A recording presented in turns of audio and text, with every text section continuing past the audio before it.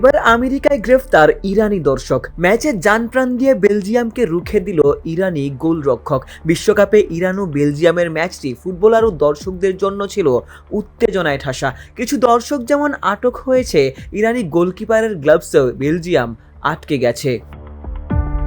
ইরানের গোলকিপার আলী রেজা বেইরানভান্ড যেন মহাকাব্যিক দেয়াল, 10 জনের বেলজিয়ামকে রুখে দিয়েছেন। গোটা ম্যাচে 7টি অবিশ্বাস্য সেভ করেছেন, এমনকি পয়েন্ট ব্ল্যাঙ্ক রেঞ্জ থেকেও বেলজিয়ামকে ফিরিয়ে দিয়েছেন।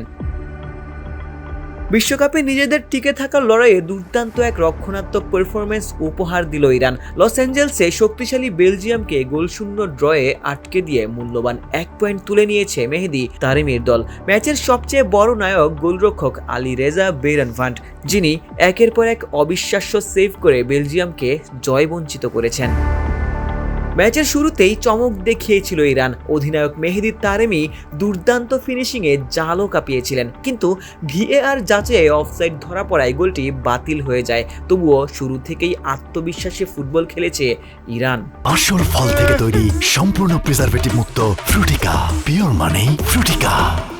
দ্বিতীয়ার্ধে ম্যাচের নিয়ন্ত্রণ পুরোপুরি নিয়ে নেয় বেলজিয়াম। একের পর এক আক্রমণে ইরানের রক্ষণভাগকে চাপে ফেললেও প্রতিবারই সামনে দাঁড়িয়ে যান বেইরানভান্ড। বিশেষ করে ম্যাক্সিম ডি কুইপারের একেবারে কাছ থেকে নেওয়া শট ঠেকিয়ে তিনি ম্যাচের অন্যতম সেরা সেভটি করেন। 66 মিনিটে বড় ধাক্কা খায় বেলজিয়াম।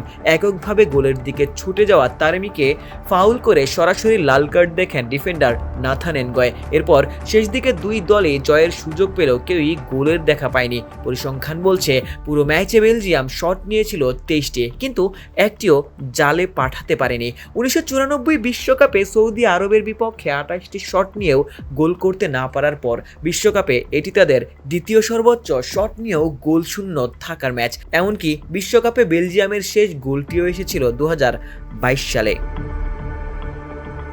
এই ড্রয়ের ফলে গ্রুপ জি এর লড়াই এখন আরও জমজমাট। শেষ ম্যাচে বেলজিয়াম খেলবে নিউজিল্যান্ডের বিপক্ষে, আর ইরানের প্রতিপক্ষ মিশর। নকআউট পর্বে জায়গা নিশ্চিত করতে দুই দলের সামনেই এখন কঠিন সমীকরণ। আশিক সারোয়ার, নিউজ 24।